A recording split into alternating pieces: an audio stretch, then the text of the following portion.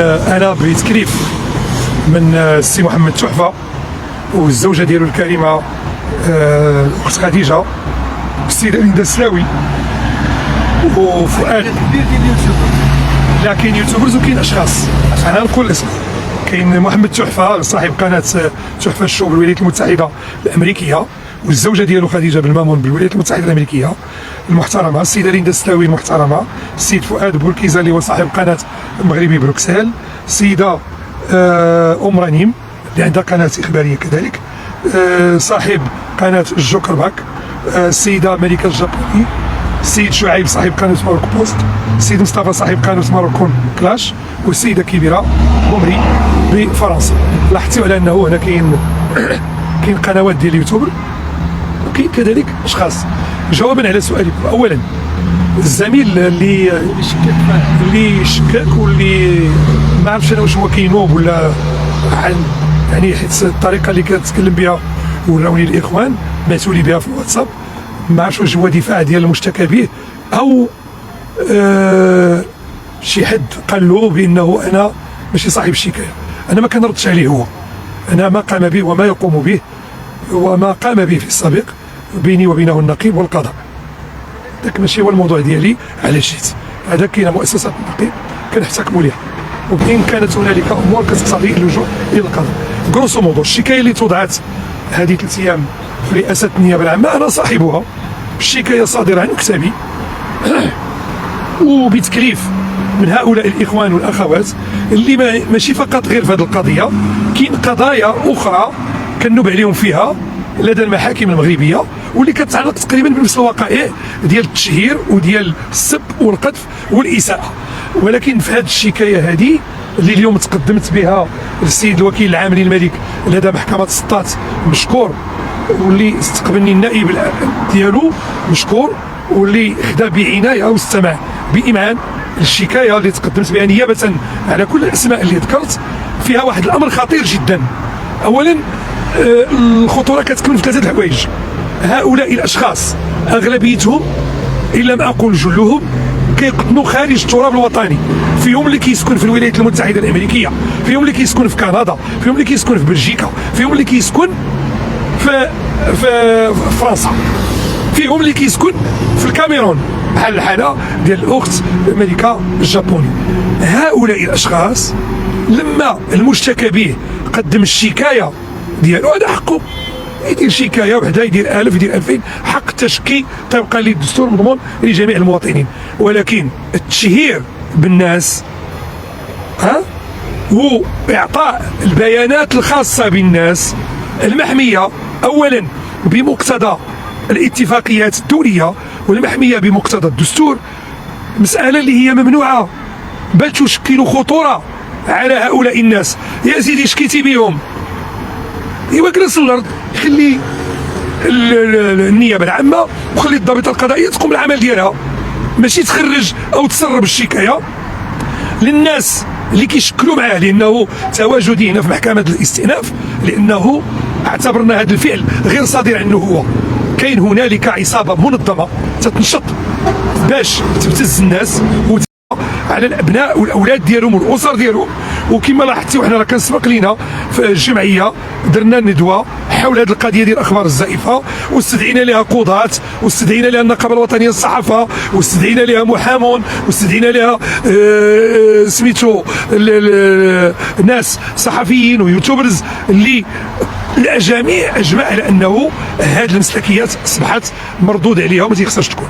لذلك تواجدي هنايا هذه الشكايه الثانيه اللي الموضوع ديالها كيتعلق بواحد العصابه اجراميه. نفس الاشخاص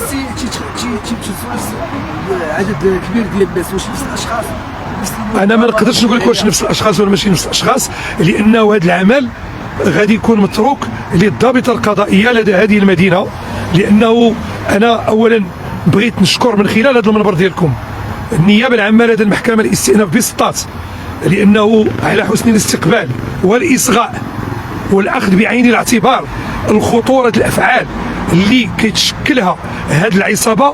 وانا من الان اقول انه حمزه مون بيبي مكرر، وبطبيعة الحال مما لا شك فيه بعد التشاور مع السيد الوكيل العام ستعطى التعليمات للضابطة القضائية على صعيد الدائرة القضائية لمحكمة الاستئناف بشخص الشرطة القضائية ديال الأمن بمدينة سطات اللي مشهود لها إلى جانب زملائها في باقي ولايات أمن المملكة المغربية بالنزاهة والمصداقية والحرفية. لأنني أنا ما يهمني اليوم أن أولا هذه العصابة تفكك وتفضح لأنها كتنشط في المغرب وخارج المغرب، وإلا كيف حصلت على المعطيات مثلا ديال الزوجة ديال اليوتيوبرز المشهور اللي هو محمد تحفة، كيف حصلوا على المعلومات والبيانات الخاصه ديال فؤاد المغربي في بروكسل، كيف حصلوا مثلا على المعطيات الخاصه ديال السيده اللي كتقطن في الكاميرون، كيف حصلوا مثلا على معطيات خاصه بموكله ديالي كتقطن بفرنسا، ومن اعطاهم ذلك بل اكثر من ذلك اعطاهم الرقم ديال الكارت ناسيونال. وما المصيبه اكثر ما هي انه كاين واحد من المشتكى بهم تما تيقولوا بانه موضوع مذكرات بحث. ايوا سيدي انت رئيس الجمعيه، واش انت رئيس الجمعيه ولا شرطه قضائيه؟ باش عرفتي هو موضوع مذكرات البحث؟ شكون اللي عطاك المذكرات البحث؟ الناس ديال الامن ممنوع عليهم منعا كليا يمكنوا اي واحد من معلومه من هذا النوع كتدخل في اطار ما يسمى بالسر المهني كيف حصل عليها هذا الشخص وكيف قام بترويجها امام الراي العام واساءه لذلك الشخص اللي هو مقيم في المانيا واسمه مروان، كيف حصل على ذلك؟ بالمناسبه هذا ماشي ممكن ديالي، ولكن يمكن نقول للراي العام لانه خص المغاربه اليوم يوعاو بان هذه الظاهره اللي ولات ديال انه كيستهدفوا اشخاص وكيستهدفوا احيانا مسؤولين اما امنيين او قضائيين او في سلك المحاماه او صحفيين من اجل الابتزاز والتهديد. هذا الاسلوب راه ما بقاش.